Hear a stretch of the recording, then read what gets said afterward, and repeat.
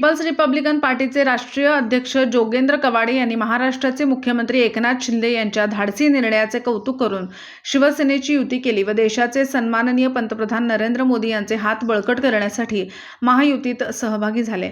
भारतात 400 आणि महाराष्ट्रात 45 जागा निवडून आणण्याकरता प्रचार व प्रसार चालू केला आहे, परंतु सांगली जिल्ह्यामध्ये भाजपने मित्रपक्ष म्हणून आम्हाला कोणतीही सन्मानाची वागणूक व निवडणुकीच्या कामांमध्ये आज अखेर सहभागी करून घेतलं नाही।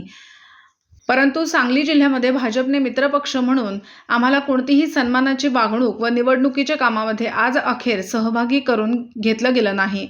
पीपल्स रिपब्लिकन पार्टीचा जिल्ह्यात मोठ्या कार्यकर्त्यांची फळी व जनसंपर्क निर्माण केला आहे, परंतु भारतीय जनता पार्टीने पीपल्स रिपब्लिकन पार्टीला आज अखेर विश्वासात घेतलेले नाही। 2 दिवसात संपर्क करून विश्वासात न घेतल्यास सांगली जिल्हा पुरता मर्यादित वेगळा विचार करण्यात येईल, असा इशारा पीपल्स रिपब्लिकन पार्टीचे सांगली जिल्हा अध्यक्ष महेंद्र गाडे यांनी आज बैठकीमध्ये दिला।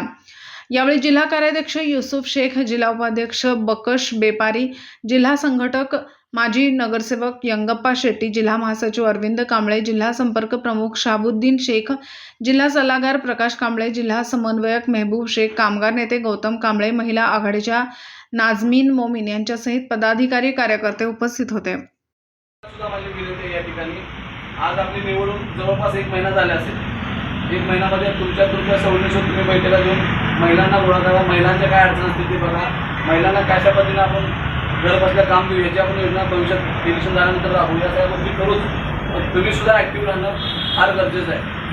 आपल्या ज्या संस्कृतीने देशामध्ये चूल आणि मुली संस्कृती होती, महिलांना बाहेर पडायचा अधिकार कोणताही नव्हता, परंतु डॉक्टर बाबासाहेब आंबेडकरच्या घटनेनं तो सर्व महिलांना पुरुषाबरोबर समानतेचा अधिकार दिलेला आहे। त्यामुळे तुम्ही सुद्धा चांगल्या पद्धतीने काम करणं गरजेचं आहे। तुमच्या आजूबाजूच्या परिसरामध्ये काय अडचणी असतील, काय समस्या असतील, त्या सोडवण्याचा तुम्ही प्रयत्न करता।